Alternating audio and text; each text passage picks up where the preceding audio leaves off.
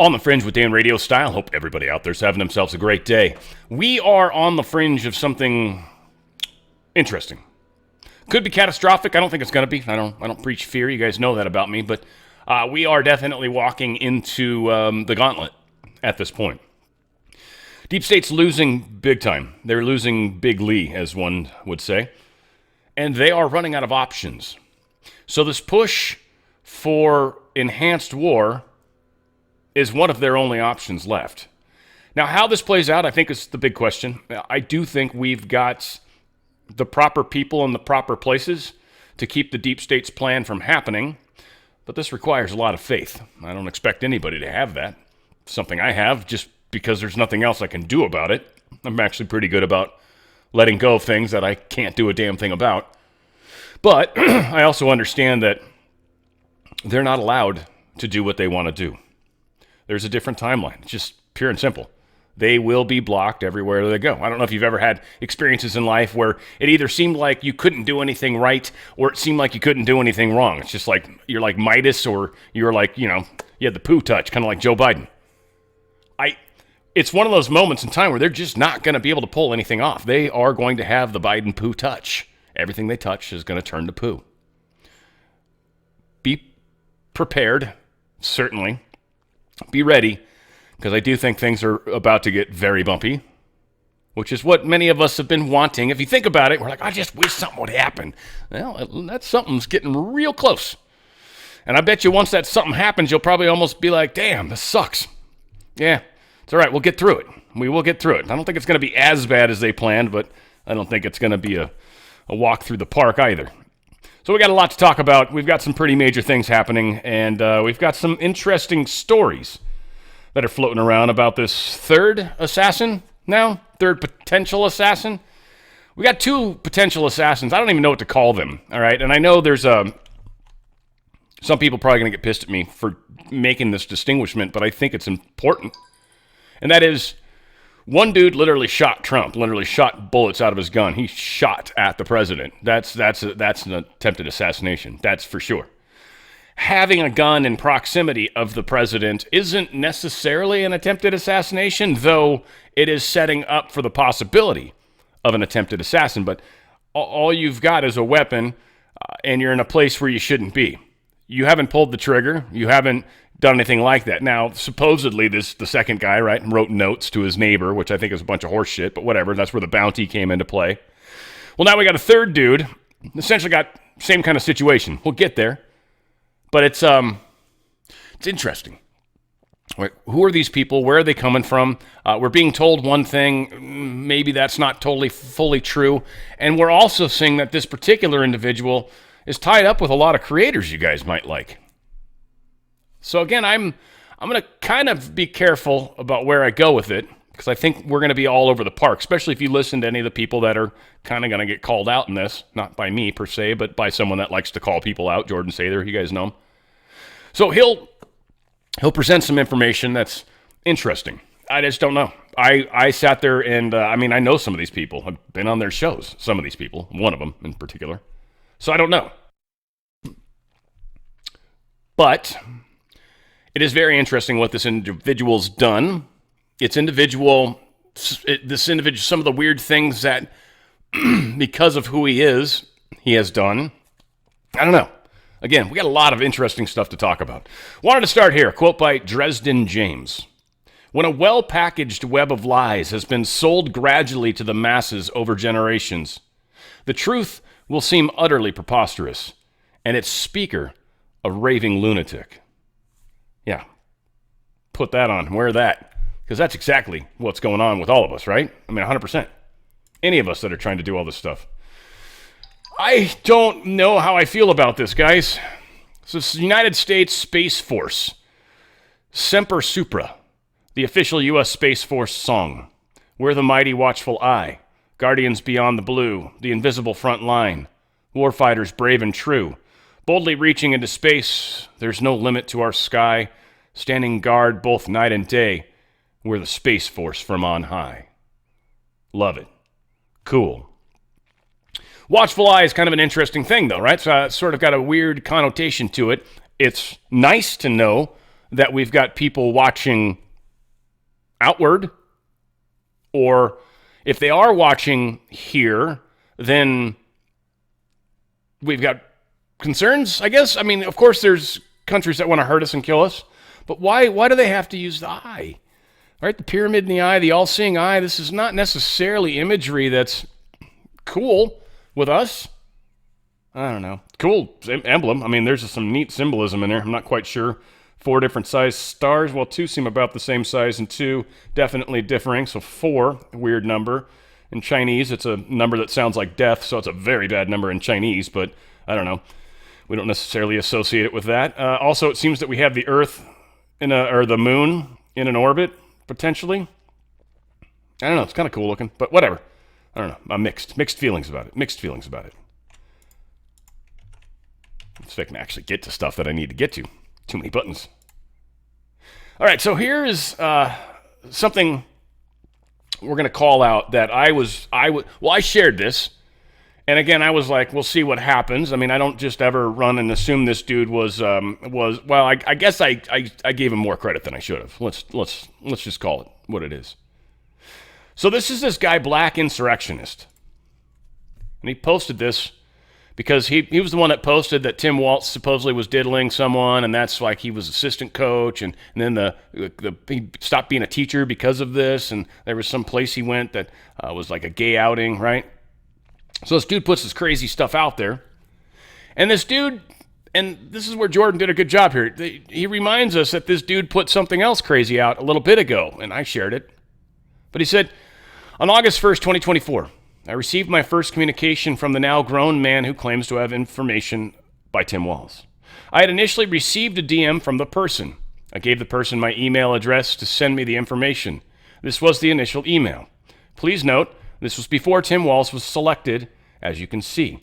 I, like many others, was sure Shapiro was going to be the pick. This was our initial communication. The first few posts will be rather boring. They are just meant to set up the show and show the timelines. But for me, to build this case, it is important that I show every single detail, even the mundane and boring. So we got the Black Insurrectionist supposedly got some misinformation. He's trying to show how all this information came to pass. Now, Twitter user, Black Insurrectionist, he is the guy that had communications with the ABC News whistleblower, the one about rigging the debates. That was actually Black Insurrectionist that was spread that. Did he ever give us anything? Did we ever get anything factual about that? We just had allegations. Credible sounding, but allegations.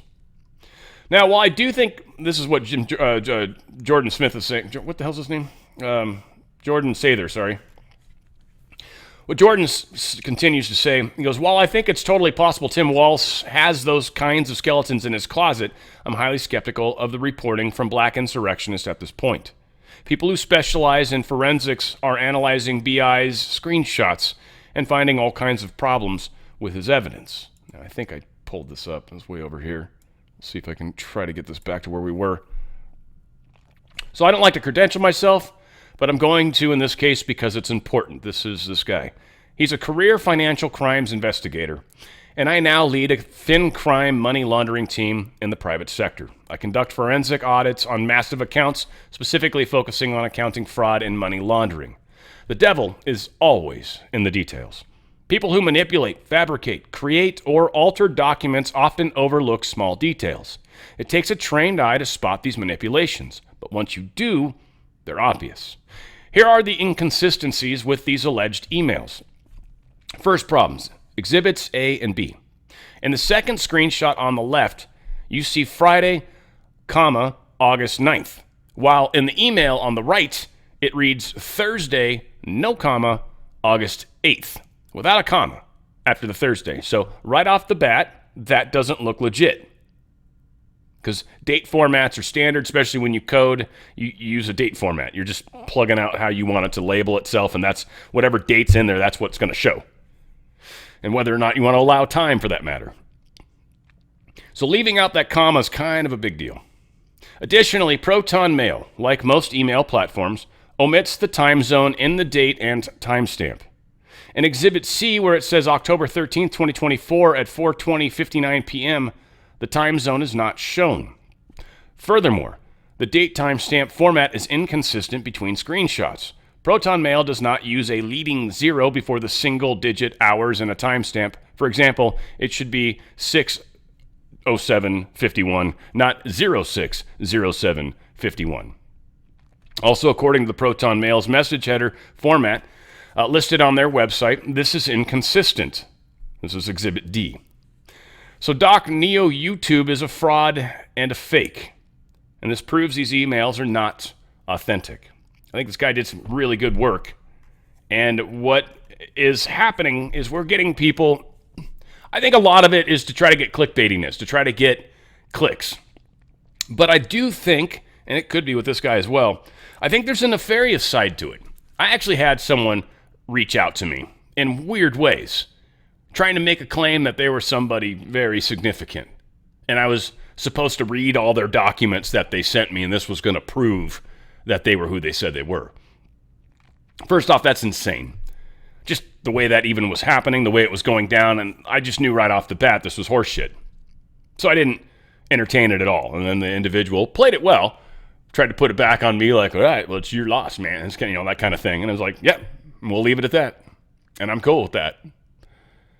So these things do happen. I get approached, and I'm not that big a channel. I mean, I'm not too bad, but I'm not as big as some of the guys I'm going to show a little later, not because of this guy. So this is just some interesting stuff that we've got to... Oh, cool, I did pull it up. Nice. These are some things that we've got to consider. It's very possible that this guy... The hell's his name? Did I lose it? I feel like I lost him. Where the hell is he?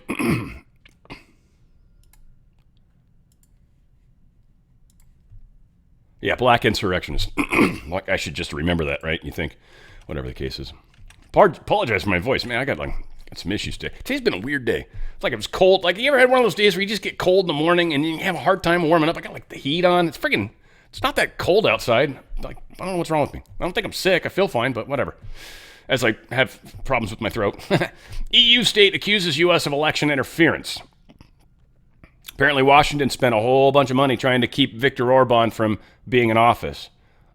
Once again, the deep state component of our government fucks with other people's elections, yes, and fucks with ours.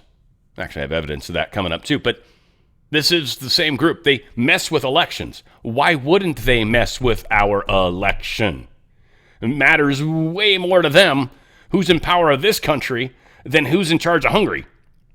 So, of course, if they're messing with Hungary's elections, they're damn sure messing with ours. Now, that's the whole thing. They're coming out through their channels, through their sources. 50 intelligence agencies say that the elections are safe. It hasn't come out yet, but I'm sure it's going to. We've got these people that are telling us everything's great.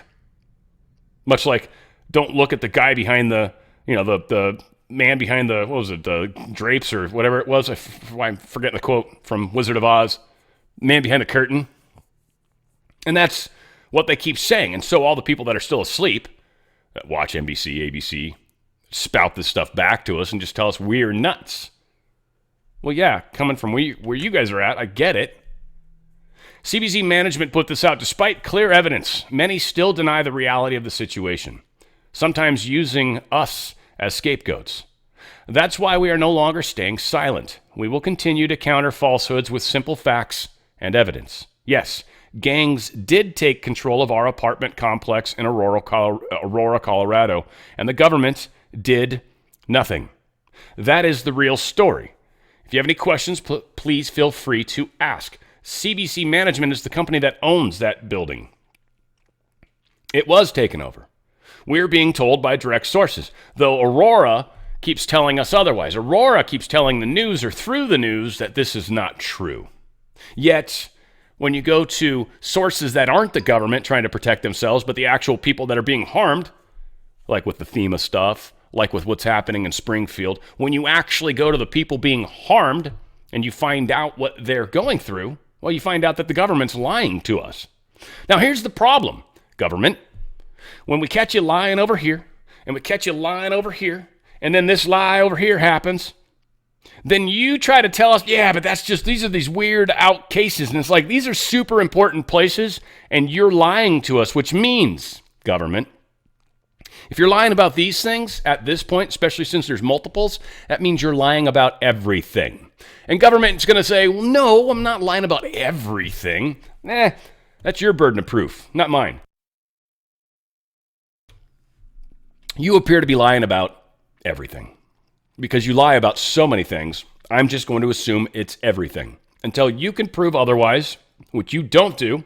You don't provide the documents. You're slow walking all these investigations we're doing in Congress. So, of course, the government's behind this. It's the deep state, but whatever. National Guard's report of armed militia prompts the relocation of North Carolina hurricane recovery officials. I don't believe the story. It's put out by Stars and Stripes. And by the way, after spending like 5 minutes on this page and getting bombarded with different things like email, let us do this, blah, blah, blah, all these different pop-ups, I'm like, I don't think I like Stars and Stripes. Whatever, I'm just being a dick at the moment. They did this long article. Talks about how the National Guard was worried because there was two trucks with armed men driving around saying they were looking to get some FEMA, looking for some FEMA people, whatever. We're hunting FEMA. That's the words they used. So because of that, they pulled everybody out of the state, or at least the city, these cities. Pulled everyone out because two trucks with armed men driving around looking for FEMA. Now, they didn't shoot at the National Guard. They didn't confront them. This is just alleged story that we've heard. We don't have any pictures of these trucks. We have nothing. Nothing. So here's the thing. It takes one dude that claims he's National Guard, that says he saw something, that paints us radical Second Amendment people looking for FEMA because we've been bad-mouthing all this FEMA stuff. Again, they're trying to push censorship. This is the angle they're coming at it from. They're going to say, look at the danger these people are causing. Again, sunlight's the best disinfectant. I'd love to see some photos, National Guard people. I don't just trust you. I love the fact that you're National Guard and what you're doing. But at the same time, most of you were sent there by, Biden. So I don't even know. I don't even know what to think anymore. Rep. Mike Waltz, Republican from Florida, he implied that the U.S. Department of Agriculture is slow to aid victims of Hurricanes Helene and Milton in Florida. Quote, right now, under President Biden, the USDA, the Department of Agriculture, is holding that money, is not dispersing it as fast as they should, in our opinion. So apparently, the Federal Emergency Management Agency offered households $750 each as part of the Serious Needs Assistance. FEMA refers to the amount as an initial payment you may receive while FEMA assesses your eligibility for additional funds. However, Walsh suggested that the USDA could use a block grant to give aid for local governments to disperse. They need to let the money go. Get it in the hands of state locals that can get it out to the farmers, Waltz went on. Now, I personally worry about getting it in the hand of state officials. Maybe I want to trust Florida more because it's Florida, but state officials undoubtedly also launder money too, folks. Get the money directly to the people that need to get it, that's for sure. I don't know. Again, this is the big problem we have right now is trust, which we should trust each other. And from some of the eyewitness accounts I'm getting from my friends out there in Florida, that's exactly what's happening. Floridians are helping each other. Big time. And that's what happened in New York after 9/11. That's what happens in all these, North Carolina. That's what happens back in New Orleans when that happened. This is what we do as Americans. And probably what happens everywhere. I mean, every natural disaster I've ever seen, by the way, in any country, even China, is people are out there actually trying to help because it's their fellow citizens to a large extent. So again, I don't know if Mike Walsh is a good guy or not. I know he's got an R next to his name, and I know he's from Florida. That unfortunately just doesn't just blanket rule anymore. I just can't do it. I hope he's a good guy. DRSlikesgold.com. Folks, we're about 4 seconds away from a huge escalation in the war that could very likely lead to potential nuclear weapons being used. I don't believe they will be, but this is the fear that they're trying to push. This is the avenue they're trying to push as well. Staying in their system, I think, is bad on a lot of reasons. One, I don't think their system's long for this world. Two, when you're in their system, you're actually helping them. Finally just had to get some water. Dang. When you're in their system, you are helping them, right? You think you're amassing wealth. Sure, it's a place. Where else can you really put stuff? We'll get there in a second. But you're actually giving them your wealth and saying, hey, do what you want with it. Problem is, they're doing stuff like DEI. Problem is, they're propping up companies that probably are deep state companies and really shouldn't maybe necessarily be there, though they are performing well. You think of alphabet agencies and stuff like that, but they're not exactly a good company. So we're going to see some changes happen. If you stay in their system, who knows how it's going to go. But one thing we are seeing for sure is precious metals are doing extraordinarily well, and they always do during times of tumultuous situations that we're in right now. So gold and silver have gone up a bunch this year and slated to go higher. And we know as things get worse, precious metals will get more and more expensive. As our economy inflates further and further, our dollar, precious metals will become more and more expensive. It's a win-win right now. It's going up, it's holding its value, and that's really what it's about. Because the dollar's losing value, that's why it's getting more expensive. And at some point, we're going to fix this, and we're either going to have a new treasury note or something strange like that. And you can use your precious metals to acquire those because they're still going to have value. Right now, stocks and dollars don't have as much value as they keep telling us they do because of inflation. We know it. As the government continues to print money, the inflation continues to go in the wrong direction. If you've got money in a 401k or an IRA, I don't care if it's $100. I don't care if it's 10 million. If you've got money sitting in an IRA, I would seriously consider getting out of that system, and I would also consider not waiting too long. Frankly, there's a lot of weird stuff going on, and when we think of the timings of the elections and all those things, we know that they want to blame Trump, but I don't know if they're going to be able to play this the way they want to play it. They've failed to do that almost everywhere right now. They're not in charge. So they're coming down, and that's going to have some pain with it. Get out in front of that. Get out of their situation, and then you can get back in whatever our new situation will be when the getting's good. Right now, the getting out is better. DRSlikesgold.com. DRSlikesgold.com. Let my good friends at Goldco help you through this. I think they can do DocuSign. At least they did when I bought precious metals from them. I literally DocuSigned. I literally was done doing everything in less than a day, and the stuff was shipped the next day, and I had a tracking number. Literally, it was that fast. So again, moving through your IRA 401k, there's many, many, many steps, but Goldco makes it fast and easy and fast as possible. A lot of the times it's going to be up to you how quickly things move.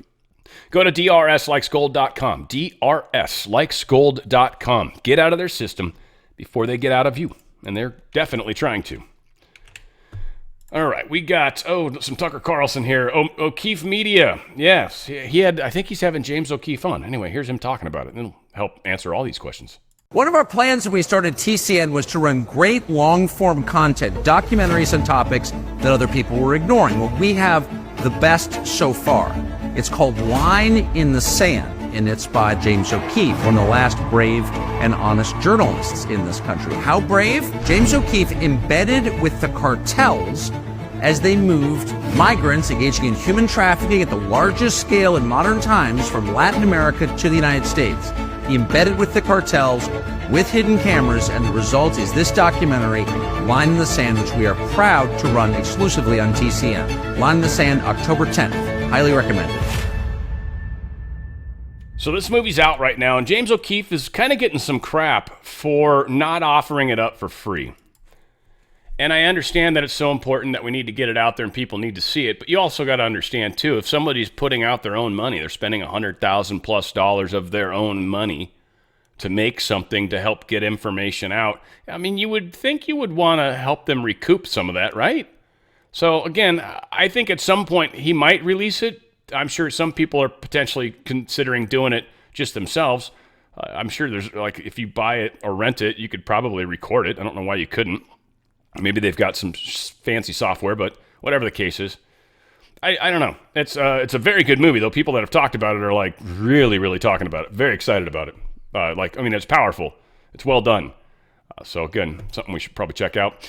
Nasir Ahmad Talwedi, the Afghan refugee charged last week in the Oklahoma with plotting an election day terror massacre.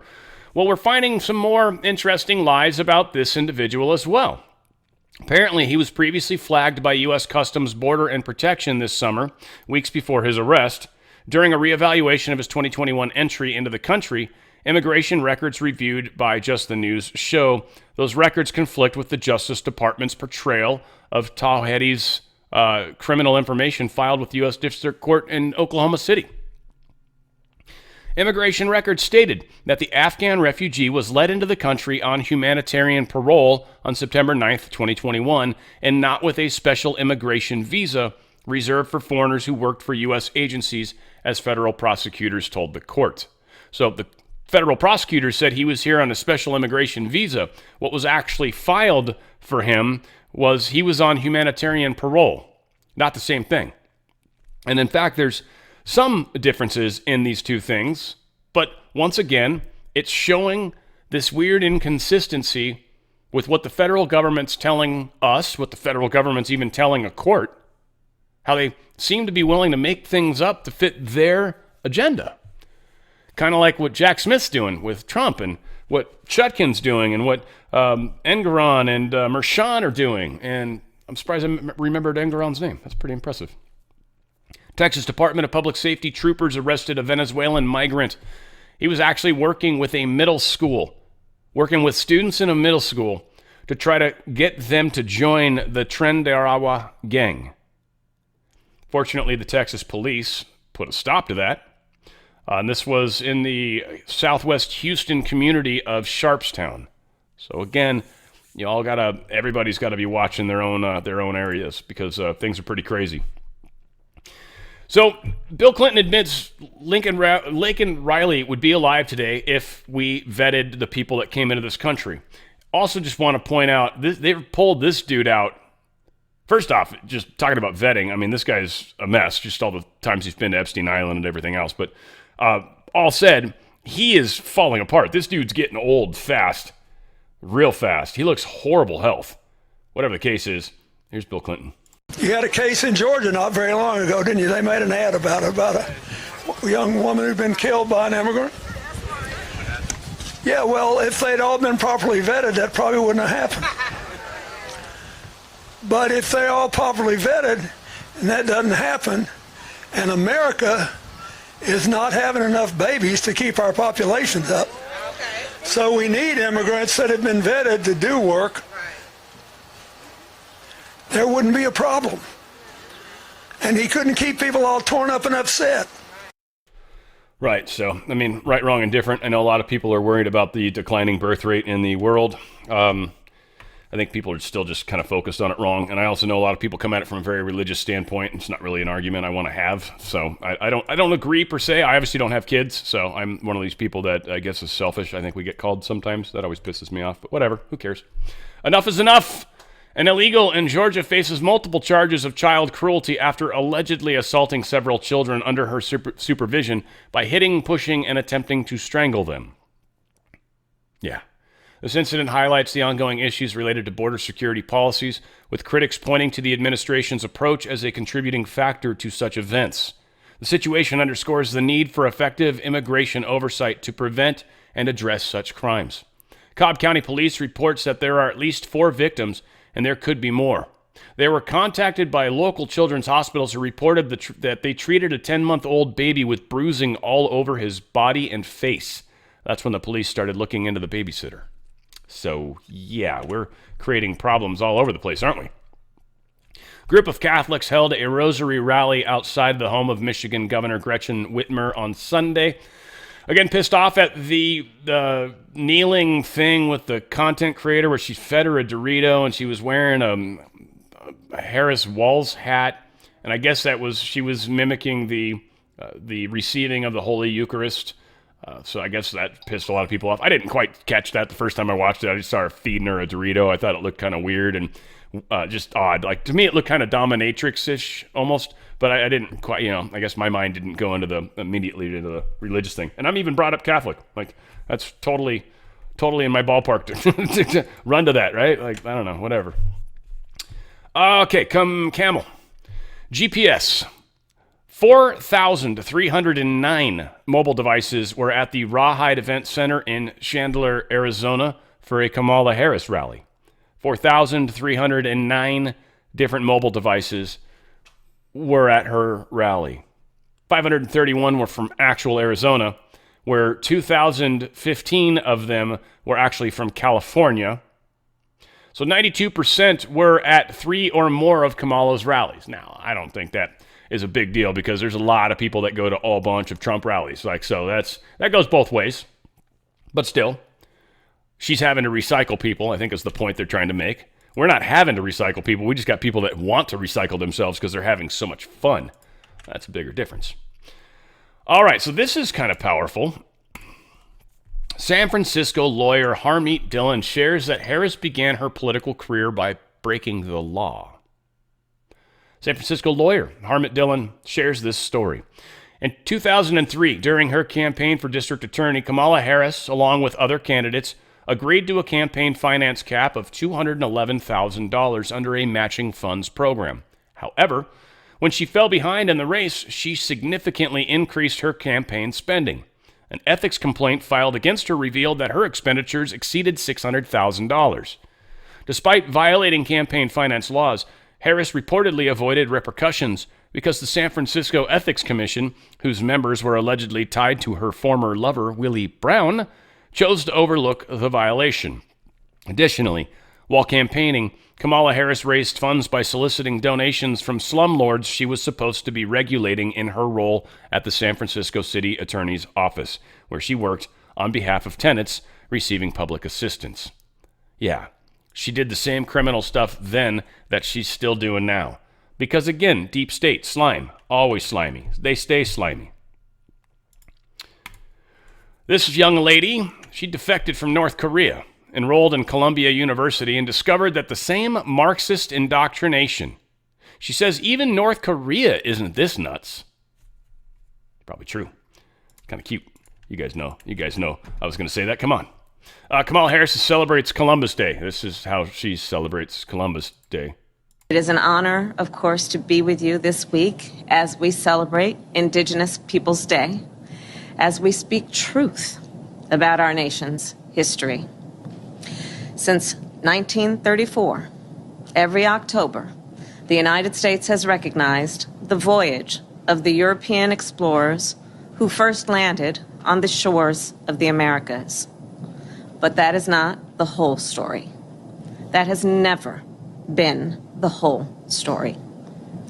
Those explorers ushered in a wave of devastation for tribal nations, perpetrating violence, stealing land, and spreading disease. We must not shy away from this shameful past, and we must shed light on it and do everything we can to address the impact of the past on Native communities today.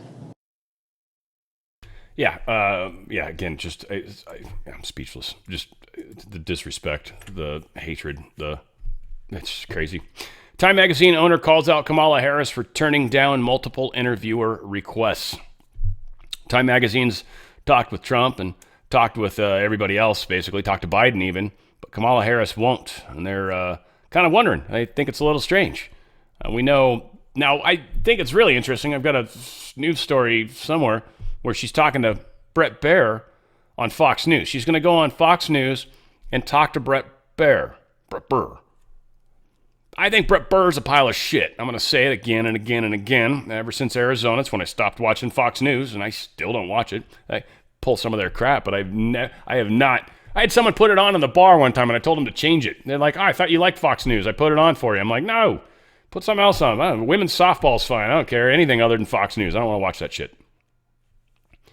So she's going to be on Brett Baier. Do you think Brett's giving her the questions in advance? course he did. Called Arizona. Brett Burr's a pile of shit. And Martha McCollum sucks. I don't like either of them.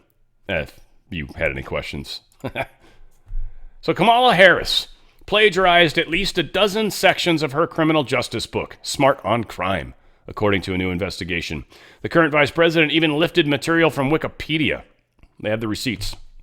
Christopher F. Rufo, at least unlike that, I don't know, whatever that guy's name is, I already forgot their name, that's lying or just making stuff up and doesn't really have the facts to point it out. We'll see.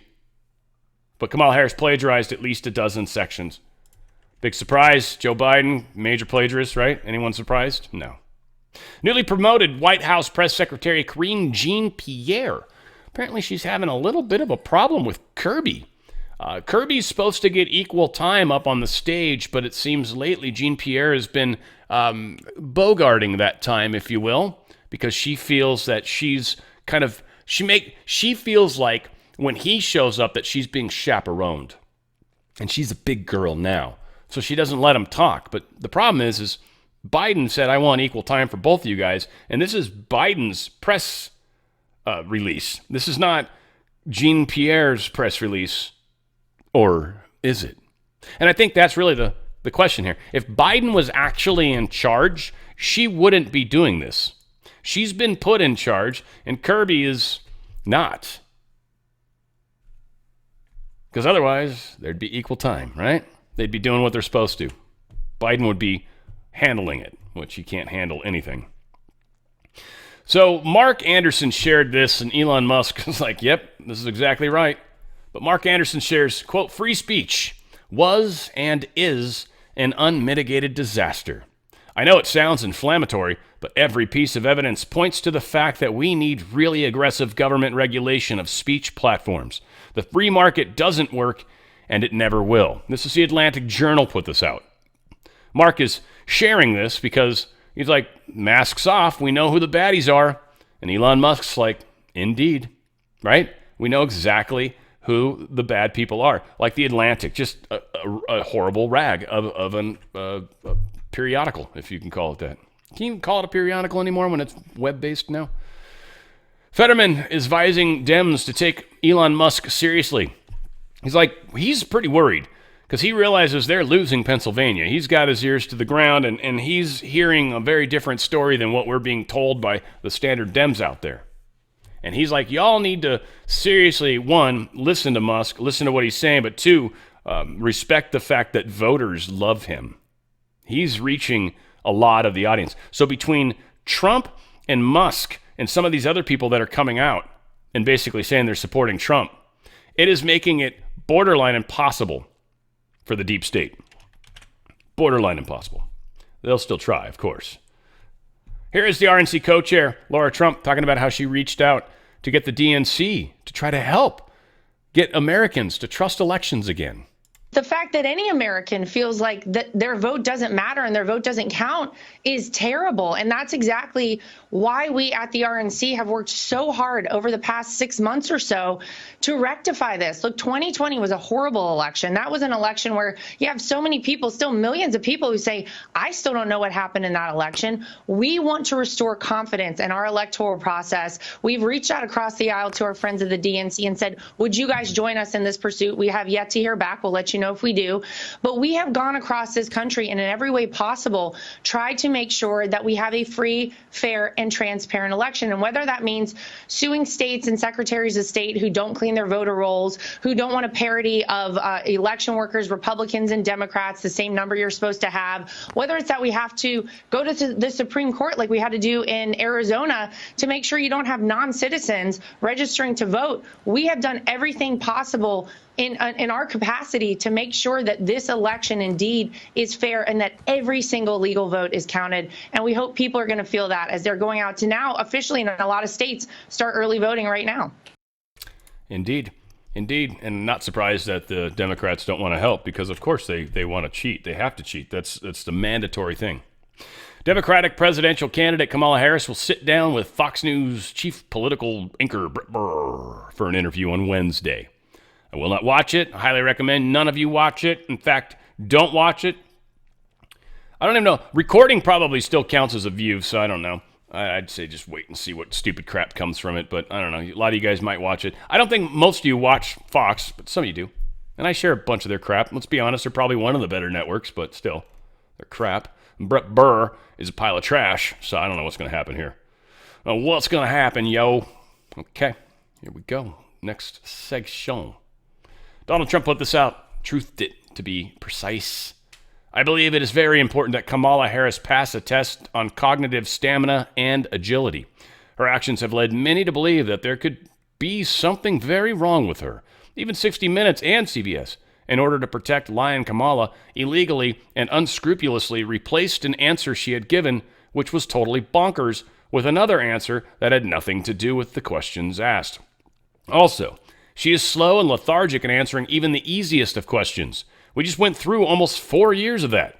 We shouldn't have to do it again. 100% agree.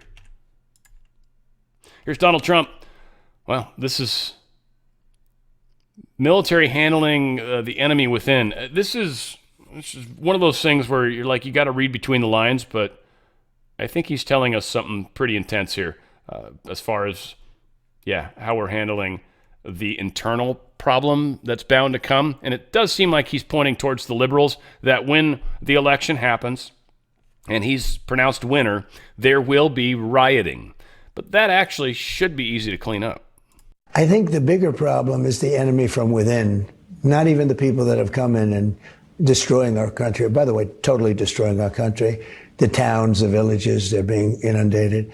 But I don't think they're the problem in terms of election day. I think the bigger problem are the people from within. We have some very bad people. We have some sick people, radical left lunatics. And I think they're and it should be very easily handled by, if necessary, by National Guard, or if really necessary, by the military, because they can't let that happen. They can't let that happen, unquestionably. They've got a big problem, and they're doing everything they can to cheat, but we'll see how that goes. Now, Jordan Sather put this out. This is in regard to Vivian Kubrick, the lady whose father did the movie Full Metal Jacket, Stanley Kubrick, right? And Trump used a bunch of the parts from the drill sergeant from that movie in a thing on his campaign or on his rallies. And so she was asked if that offended her, if she thought her dad would be pissed about it. And her response was pretty awesome. She says, "Here are my thoughts. I agree in principle that an anti-war movie is incongruous with promoting the idea of tough, non-woke U.S. military and thus war itself. However, these are very dangerous and strange times, and thus using this footage is doubtless pure expedience. Because I'm sure the irony of using FMJ footage is not lost on Trump or his team. Trump is always seeking to end wars and use peaceful methods. However, that's primarily what FMJ is about, the shocking and complicated paradoxes of human nature. And thus, on this tooth and claw planet, you need a very strong military. So I'm going to stick with the idea that FMJ footage was used primarily because of its powerful, realistic portrayal of boot camp, juxtaposed with the entirely demoralizing and inappropriate injection of woke ideology into the U.S. military, which I agree with myself and which I am certain my father would have agreed with. Truthfully, I believe my father, who supported Reagan, would very much approve of saving America, indeed the world, from the highly destructive globalist forces threatening to take over this planet. And if that footage from FMJ helps Trump make the point that the U.S. military needs properly trained, super tough, focused, dedicated warriors and not introduce the demoralizing effects of wokeism and attracting people to join up simply to have their sexual reassignments paid for, then Trump has my blessing.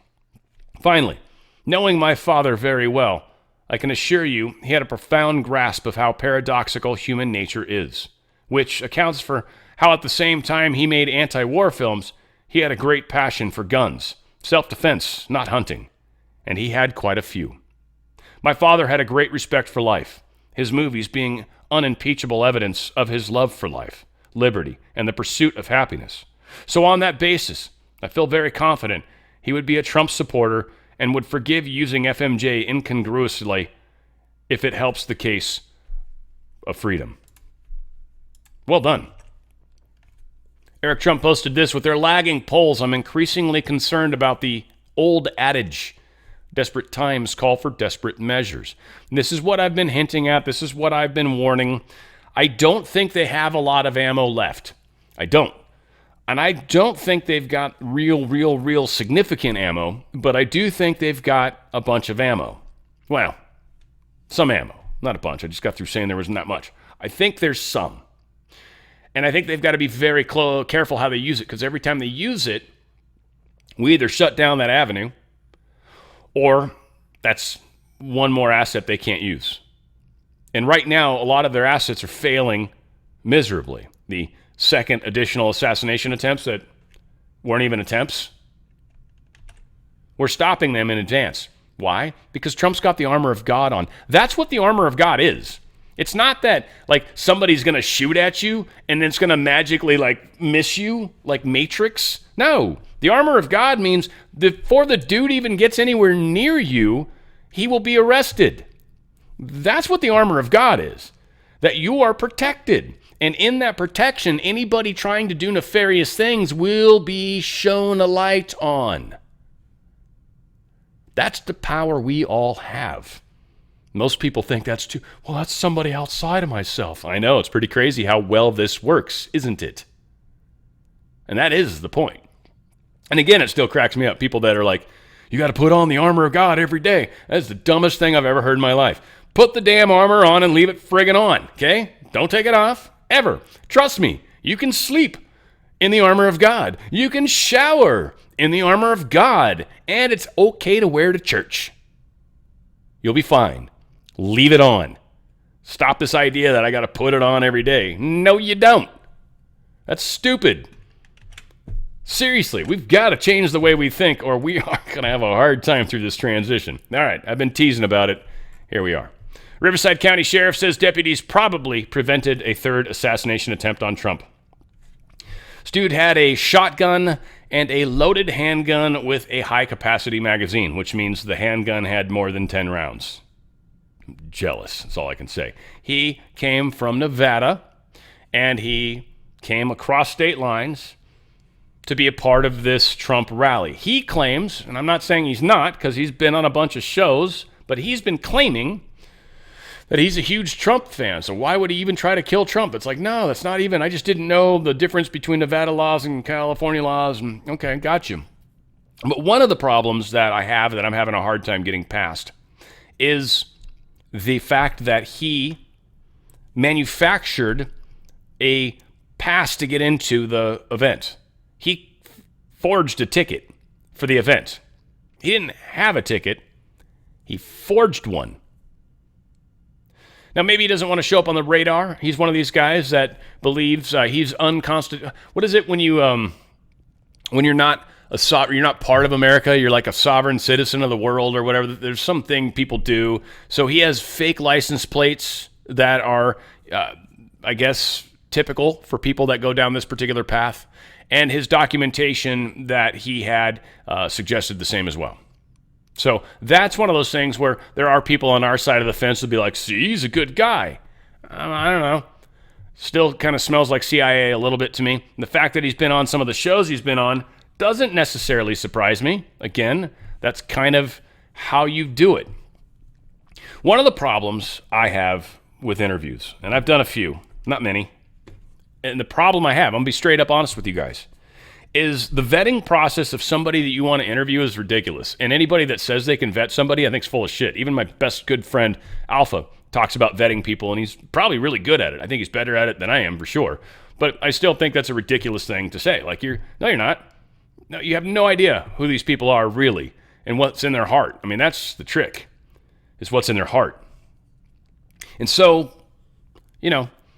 by putting someone on your show or by necessarily being on somebody's show, you give them credit. You're essentially saying, I agree with what this individual's doing. And many would say, no, that's not true. But it's like, yes, it is. When people watch you or watch them on your show, they get more credit. They now are trusted more. because my audience trusts me. And if I put somebody on my show, then my audience is probably going to trust this guy. And that scared the shit out of me, because I don't have the time, first off, to vet anybody. And I don't think I frankly have the skills. I mean, eye to eye, I can tell you exactly who they are. Even if I meditate on it, I could probably figure it out. But I just don't. First off, I just get leery the second anybody reaches out to me, because the people that are going to reach out to me are more likely than not the ones that I don't want to talk to. So it's funny how the game's played. And so sometimes it's easier to err on one side than the other. And I think this might be one of those places where some of our friends might have gotten caught up in this more than they intended. I don't know. We'll see. All said, we've got more info. I'm not done here. So here's armed man arrested outside Trump's Coachella rally, and sheriff says it was possibly the third attempt. He was booked for possessing a loaded firearm and high-capacity magazine. He was released after posting $5,000 for his bail. It was a $50,000 bail, right? 10% of that, $5,000. He posted that, went back home. Obviously doesn't get to take his guns with him. Here in California, we've got pretty strict laws. Shotguns are interesting if it's too short. There is some stipulations. If it holds too many, and that could have been some of the mag thing too, because I think you're allowed 3. Like, I've got a shotty, and it's 3 is the max. I can 3 and 1, 3 plus 1 basically. But yeah, you get those awesome ones that you can stick 5 to 7 shells in there. Man, that's rad. You can just all day long, man. That's friggin' A. Not here. No. So that's one thing. 2, anything over 10 rounds in your pistol mag, we still haven't got. I think that one's been kind of paused, but I think we're still waiting for the final change or whatever, but that's another one. Most people that buy any sort of 9mm or something like that, you're probably looking at least 17 rounds in the mag. That's illegal here in California. We got these gay little mags that, have 10 rounds only. I got a beautiful SIG, I got a beautiful gun, beautiful sights on it, right? And a little baby pistol. Little baby mag, like AR, same thing, little baby mag. Bugs the hell out of me. Painful, whatever. Miller, in an interview with Southern California News Group on Sunday, said he was shocked that he was arrested and accused of trying to harm Trump, who he supports. These accusations are complete bullshit, Miller said. I am an artist. I'm the last person that would cause any violence and harm to anybody. I don't know about the artist thing. I don't know what that means. I know a lot of artist people that would definitely do harm. So that's kind of a stupid angle to come at. I'm an artiste. So, Trump caucus captain Miller said he received a special invitation to the Coachella Valley rally from the head of the Clark County's Republican Party. Donning a Trump shirt and hat, the 49-year-old said he reached a checkpoint prior to entering the event parking lot and told the deputy he was lawfully carrying firearms in his trunk as a courtesy. That was a bad move. He was asked to pull over and step out of the car before he was handcuffed and had the vehicle ransacked after a deputy said he wanted to retrieve the gun's serial numbers to confirm they were lawfully purchased. Miller said he bought the firearms in 2022 for protection after he started receiving death threats, and he had never fired them, and said he was unfamiliar with the difference between Nevada and California gun laws. Ignorance is not okay, especially when it comes to firearms, and I have a hard time believing Miller's that stupid. I think anybody that buys a firearm post the pandemic, you look into these things. You learn. You have to. It's just part of the game. He also denied presenting a press pass at the checkpoint and said he only had a special entry pass, which they are saying was made up. Miller said he was never told why he was being apprehended. Roughly 8 hours after being detained, he said he was finally given the opportunity to call a lawyer and recounted his experience on the phone in front of the FBI agent and a member of the Secret Service who were there to interview him. He was later told by the deputies that interview had been called off. Miller is a registered Republican who holds a master's degree from UCLA and who ran for state assembly in Nevada in 2022, and he lost in the primary. So maybe he is a good guy that maybe made a bad decision because someone reached out to him and suggested, hey, you should do this, and then gave him fake credentials or something. I don't know. Hard to say. Here's the sheriff's take of it, because such a big deal. I think it's worth the extra time. I think I'll probably try to speed this up a little bit, but all said, he covers what they knew as of the arrest and how he kind of saw things progressing from there. So we'll see what that tells us. Good afternoon. Thank you all for coming here today. I am Chad Bianco. I'm the sheriff of Riverside County, and we are obviously here to talk about an incident that occurred yesterday at the rally that former President Trump had in Coachella.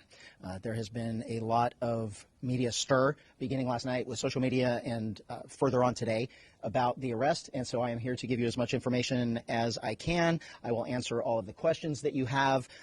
Keep in mind that the information that I'm going to give you may not be all of the information that I have, but because of what we're doing and because of the investigation that will obviously continue concerning this, there are some things that I cannot give you or that I will not give you, but I will do everything I can to answer your questions. So to begin with, yesterday afternoon, before former President Trump arrived to the rally, we made contact with an individual on the inner perimeter of our operation at the rally. As you can imagine, this was a very large event. In regard to previous attempts on the former president's life, this was not something that we were taking lightly. We had a very detailed plan in place on how we were going to keep not only the former president safe, but all of the participants or the attendees of the rally safe. So in general terms, I will tell you that we had a larger outside perimeter and then an inside perimeter that was completely controlled by us, by Riverside County Sheriff's deputies, and both of them served different purposes. We did not keep residents from their homes. We did not keep people that were traveling through the area from going through if they had a legitimate reason to go through. So the outside perimeter was basically to allow people in that we thought belonged there. The inside perimeter was to make sure people were proceeding in the right direction. The way it worked yesterday is only people that were allowed inside the perimeter, the outside perimeter, in a vehicle was if you lived there or if you had documentation that said you were going to this rally in the form of an email with VIP credentials or press credentials. Those vehicles were allowed in. There were no other vehicles allowed. So that outside perimeter I will give you his name. The name that we have, and I'm going to put an asterisk by it as I explain this later, but we have his name as Vem, V-E-M, Miller, M-I-L-L-E-R, and his birth date is 10/26 of 1974. And the reason why I gave it to you like that is I will explain later. He approached the outside perimeter, gave all indications that he belonged there, that he was a participant that was allowed to get into VIP and a press corps, and so he was allowed through that outer perimeter. As he got to the inside perimeter, where deputies were conducting obviously a more thorough evaluation of the vehicles that were coming in, there were many irregularities that popped up. The deputy noticed that the interior of the vehicle was in quite disarray. The vehicle had an obviously fake license plate, and that prompted further investigation from our deputy into why the person was there and what he was doing. During that investigation, the deputy eventually found multiple passports with multiple names, multiple driver's license with different names. The vehicle was unregistered, and the license plate was what we in law enforcement would recognize as one that is homemade and indicative of a group of individuals that claim to be sovereign citizens, and assuming the deputy assumes that he was part of that identifying group. So during the investigation, obviously those identification documents were found in addition to a loaded handgun and a shotgun. Obviously this was before the former president arrived. The person was taken into custody. He was eventually booked into jail on those charges, and eventually he was released. He will have to further his court case in the future. Right now, we are actively engaged in working with Secret Service and the FBI to ensure that this person is followed up on and all of the information that they can gather. I can tell you that from my perspective, from a state law enforcement agency's perspective, the firearms charges is what we arrested him for and booked him on. Anything further will come from the federal government, and quite frankly, I don't know if we will be a part of that. We will certainly be a part of that investigation and cooperating with them, but those charges, if any, will come from them. They will not come from us. With that being said, is there any... And that's still the part I have a hard time with. And I think a lot of people are like, oh my God, they're trying to kill him again. We got to arrest him. Why can't you arrest him? What are you talking about? You can't let a killer out on the street. But he didn't do anything. He was stupid and took firearms to a Trump rally. That's a no-no. Don't ever do that. Even if they're in your trunk, don't tell anyone you did it, and certainly don't do it. Both of those things are bad. Like, if you told them, I don't know, at least you were honest, but you're going to get arrested. Don't bring guns. That's the whole trick right there. Just don't do it, and then don't pretend to have to tell anybody otherwise. That's not okay. Trust me, Secret Service is there. They're not going to be happy just knowing there's an arsenal of weapons out in people's cars, just outside. That's just not how it works. You may have a constitutional right to carry in your mind, but there's certain events where they can say, yeah, you have a constitutional right to carry, you're just not here. And if you insist on coming in here, we will use force to stop you, because this is a no firearm zone for good reason. So it is one of the strange little problems that we're dealing with. So apparently Vem Miller, what a cool first name, Vem. Okay. He alleged Trump's rally, whatever. Vem Miller, he's armed suspect, arrested Saturday. He wasn't armed. I'm not trying to stick up for the guy either. I'm trying to be as fair as I can. He had weapons in his car. Is that considered armed? I mean, if you're a cop, I thought armed is typically when it's on your person, right? Your arms, or you're armed with an arm. Like, I don't know. To me, it feels like it should be physical. Like, it should physically be on me. Then I'm armed. If I've got a weapon in my vehicle, and especially if I can't reach it because they were in the trunk, which is, law-abiding. You're not supposed to have it loaded. That's where you effed up. Can't have them loaded. Shotgun, I think you can, oddly. No, I don't think it's just, I don't know. I know pistols, no.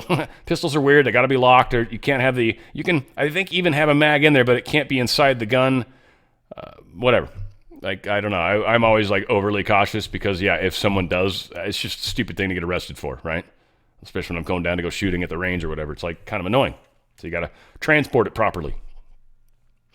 So he was supposedly living with an older couple. They believe it was his parents in a place, Lavender Heights. I guess they were super private. When they left, I guess they left the place a mess.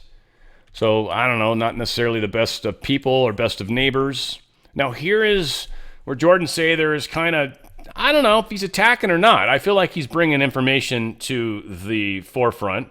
So here's Vem Miller. He was on with Mel Carmine. Again, not slamming anybody, but it's interesting who some of the people are. Here was him with, was this Austin Steinbert? Is that who this is? America Happens, whoever that dude is. I don't know who he is. He's probably bigger than I am. I should know him, right? Here he is with Scott McKay. I've been on with Scott McKay. I've shook Scott McKay's hands. I actually helped sell Scott McKay merch at a Clay Clark event. Like, I don't know. That was kind of tied in with Scott, and I think he's a good guy. I actually think Scott's a really good guy. He's a spiritual dude. I've met him. I've watched a bunch of his stuff. So again, I don't know. I don't know what to say. Right? Whoops. That's not what I wanted to do. And then we got, who's this guy? He was on with Juan, of course. So Vem Miller on with all these people. And again, I don't want to, like, I have opinions on, others I don't. But it is what it is. Now, here's Jordan's words, but we got to get them out there. Let's put them out there. Digging into this Vem Miller fella. Maybe there's actually was some shady shit going on with him at the Trump rally. I'm hearing the sheriff that arrested him is a stand-up patriot and wants to challenge Newsom as California governor. Maybe this assassination attempt wasn't an attempt on Trump at all, but a psyop to put pressure on the sheriff, and he was the real target here? I don't know if I buy that at all. Maybe it's a chance for him to shine. I don't know. Says, as for them, the guy reeks of shill or dumb. And that's where I kind of thought maybe that might be where he's going to. Like, maybe the dude just did some... Who in their right mind, especially anybody that's like a truther and a patriot person, like, who in their right mind is going to show up to a Trump rally and actually bring weapons? I don't care what your rationale is. The fact that you somehow, that's a good idea, I should do that. You got to that conclusion? Yeah, your friggin' shit's not working right upstairs, man. You fucked up all over the place on some sort of logic sequence in there. You don't take weapons to the after the president's been shot, literally. You don't do that. Who the fuck does that? I mean, I could see people making excuses for him, but no, that was a big F up. You missed a lot of data points that should have said, no, don't do this. I get why, but we're just going to tough it out or not go because I'm scared. I mean, whatever. Leave him at the hotel or something. Bury him in a hole someplace, on the way at mile marker 322. It's wow. Anywho, seems like a weird place to put this, but it is the Trump section, so we don't know what's up with this dude. I don't want to necessarily assume he's a bad guy. I don't want to assume he's a good guy. I'm not doing any of that. He's been on a lot of people's shows that we trust.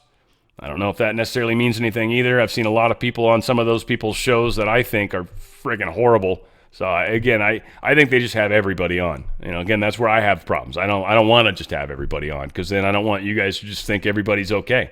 No. Everybody's not okay. It's just not. And again, I think the people I've had on are people that I for the most part, I don't want to say I don't vouch for anybody, but for the most part, I'd be like, no, I think they're here for doing the right thing. I don't think all of us are necessarily on the right track. And again, it's hard to figure out what's happening. I think spiritually, I'm very anchored. I feel like I've got a pretty solid foundation there, and I feel like that guides me very, very well. But as far as the analytics and figuring out what's happening and what they're trying to do, we're all flawed a little, right? We're all flawed. We all got our own confirmation biases that we're working through. I mean, I don't know how many people out there actually admit to their own. I still feel like that's a benefit, but whatever. So here is the California Border Patrol. I think it's, the National Border Patrol. Sorry, not just California, or not even California, but the National Border Patrol Council. They're strongly supporting Trump. I think it's a big move, powerful move, especially considering what's happening, especially considering what's going to be happening in the future. America, I have a message for you.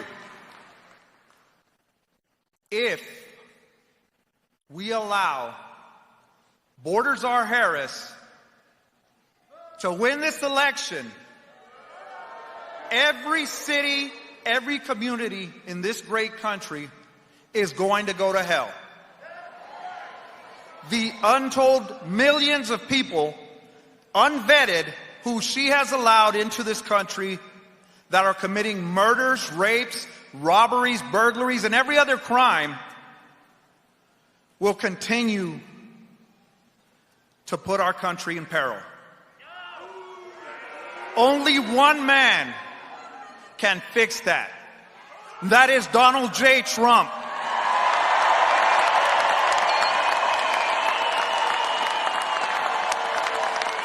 He has always stood with the men and women who protect this border, who put their lives on the line for the country. A man who knows about putting his life on the line for what is right.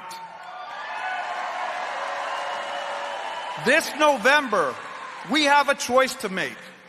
Continue the chaos, allow the criminal cartels to control the border, to allow drugs and fentanyl across our country, or put an end to it once and for all.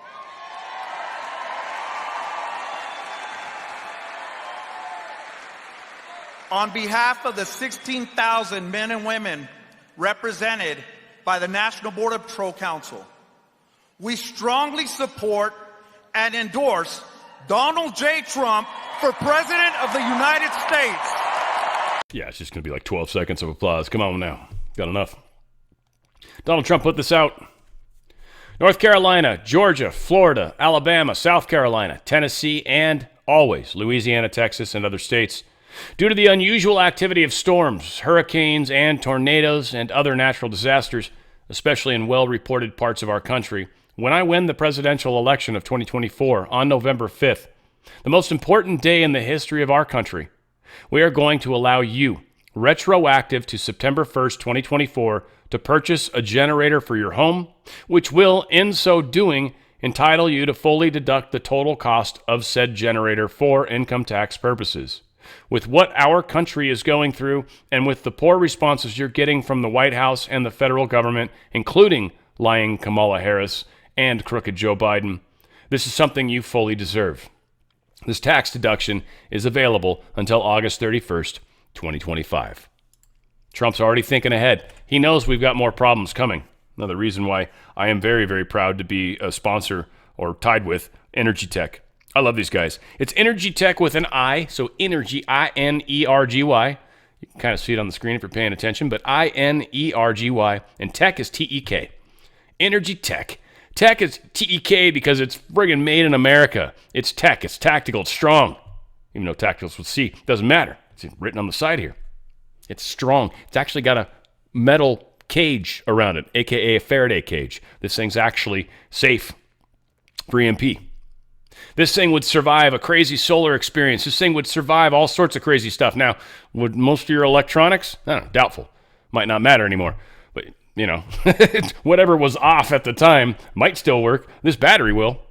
This battery's made for the military. It's made in America. It's a beautiful thing. The EcoFlow battery, which a lot of us have used, I actually own one. I didn't realize it was made in China. It kind of makes sense that it was. I didn't really question it. I wanted a battery. It was made in China. This isn't. Made in the United States of America. The good old US of A. And it's also made for the military. Literally. That's what they build these things for. The military. The 1500, you've got different sizes, by the way. I think there's like a few different versions of it. Tactical power stations. I know the 1500's 1500 watts continuous, and it's pretty awesome. Oh, this is pretty sweet too, how it pulls this out. So LED base light camp, 166 hours. You could just run an LED with this thing. Laptop, you could charge it 18 times.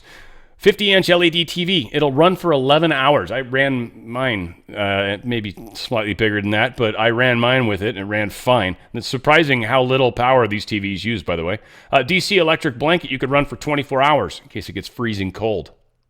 Smartphone, you could charge that 115 times. You might even be able to stay on Facebook during the emergency if you've got one of these. Go to energytech.com/on the fringe. energytech.com/on the fringe. Smartphone 150. CPAP machine, 18 hours. What about you guys that are using CPAPs? A little scared that you don't have backup battery? Here's something that'll run it for 18 hours. By the way, you can buy solar panels that can charge it. So you need a little bit of sun. That's all you need. Or if the power comes back, you can charge it that way too, of course.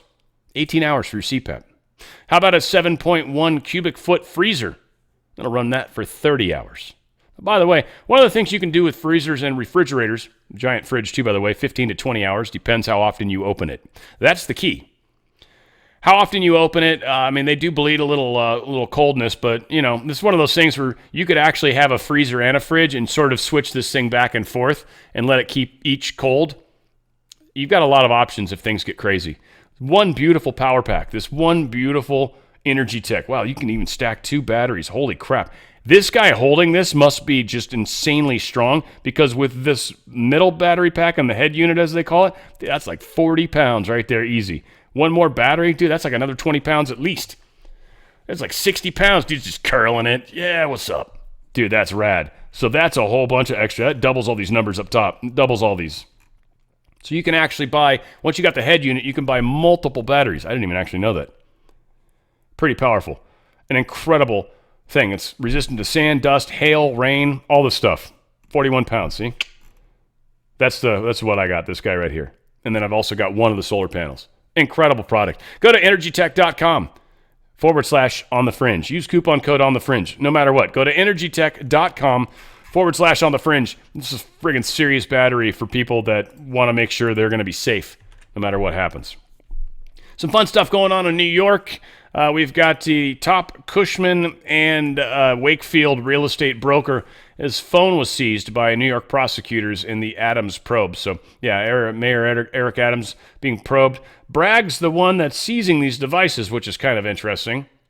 Again, I don't know what's going on in New York. I don't think Adams is a good guy. And I think he is getting busted because he went against the institution. I think this is meant to scare everybody else. Or maybe just, dry up after the effect, like it's just meant to make noise and make it look like they're going after a Democrat. It's hard to say, but this isn't working well. Georgia election workers move closer to collecting Rudy Giuliani's assets. He's trying to slow walk this as much as he can. I think he's hoping that we could get a chance to get a legitimate appeal because this is just ridiculous how he got busted for this and bringing up Ruby Freeman and Shay Moss. Like, there's video of them doing something after they sent everybody else out of the room. That whole video exists. I'm sorry. That's mischievous. Whatever you're doing shouldn't have been done. I don't care what you claim you were doing. You made all the people that were supposed to be watching you, you made them leave before you started doing what you did. If it wasn't shady, then you would have had them see it. But instead, you did it in the shade. That's why it's shady. No, we don't trust you guys at all. Get out of here. I can't make claims that they did anything. I don't know what the frick they did. I just know it didn't look like it was on the up and up. Some interesting information around Stan Kroenke. Kroenke is the I guess the owner of the Rams right now. He's kind of in a big settlement right now, apparently. There's a lawsuit over the Rams moving from St. Louis to here in California. St. Louis did everything they were supposed to do to satisfy what the requests were to keep them there, and yet they still left. So St. Louis sued. Good for them, by the way. And they won, I guess. So that's awesome. Just a lot of weird stories where he's got some weird ties to some strange places. So Colombia's own billionaire bad boy, Stan Kroenke, a.k.a. he who pays a pittance in Bocomo property taxes while violating city ordinances without paying fines. I don't exactly know what's all that. But he sought a restraining order last month against an employee Kroenke says stole a gun from him and then tried to kill himself. Mark Waldo, this, 6'2", 300-pound giant property manager dude. Police responded when he tried to shoot himself. St. Louis side accused Kroenke and the NFL of fraud for encouraging St. Louis to spend $18 million on a new billion-dollar riverfront stadium plan, while Kroenke and NFL Commissioner Roger Goodell, among others, were planning to move the Rams back to Los Angeles all along. So they literally got St. Louis to spend a crap ton of money that they really didn't have because they were trying to keep a team there that actually makes a lot of money. But the Rams didn't want to be there because there's not enough people in St. Louis, apparently, that want to pay the ticket prices that they want to charge. Because that really comes down to how much you can pay your players and stuff. A lot of the money, there's TV, there's some other stuff and whatever, but yeah, stadium seats are a big part of the money-making game. So anyway, the dude's, $790 million. That's a big deal. I think he's probably a deep state guy, so I never really know. So whatever. We'll see. We'll see if anything more comes out of it. I didn't follow it that closely. It was just a very interesting story that popped up. Dude's got some interesting ties to some of the rich and famous, so I don't know. It's strange. It's very strange. Hungarian Prime Minister Viktor Orban is preparing to serve up a major policy gift for his best friend across the Atlantic, planning on stalling the Ukrainian money, $50 billion loan that the U.S., European Union, and other leaders of the G7 countries have agreed to in words, but it hasn't actually been signed. Orban's going to hold back on that until Trump comes into office. This is going to be a pain in the ass for the bad guys. They're not going to get the money, first off, when they want it. And second off, they're not going to get the money. Third off, they're not in control anymore. Mystery drones keep swarming a U.S. military base for apparently 17 days.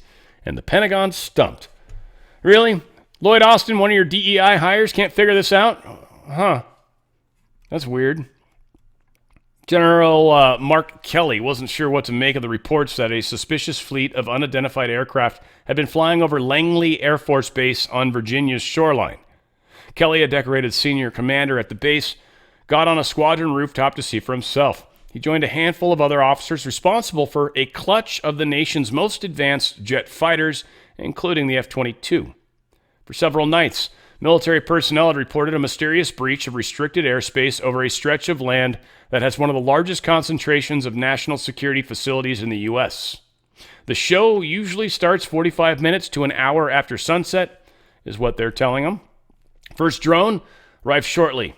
Kelly, a career fighter pilot, estimated it was roughly 20 feet long and flying at more than 100 miles an hour, at an altitude of roughly 3,000 to 4,000 feet. Other drones followed one by one, sounding in the distance like a parade of lawnmowers. The drones headed south across Chesapeake Bay towards Norfolk, Virginia, or Norfolk, I think is how you're supposed to say it. Anyway, and over an area that includes the home base for the Navy SEALs Team 6, the ones that don't exist, and Naval Station Norfolk, the world's largest naval port. He's flying over this stuff every night for 17 days so far. And the Pentagon's perplexed. Can't do anything about it. These aren't even unidentified flying objects, you stupid fucks. They're actual drones. And they're too advanced, much like that balloon. Because balloons are crazy advanced. My God, they're such new technology. We haven't had balloons for 200 years or whatever. I don't know when the first dirigible came into play. It was probably way after 200 years, but I don't know. I don't know now. We've had them for a long-ass time. How about that? Long gas on Long Island.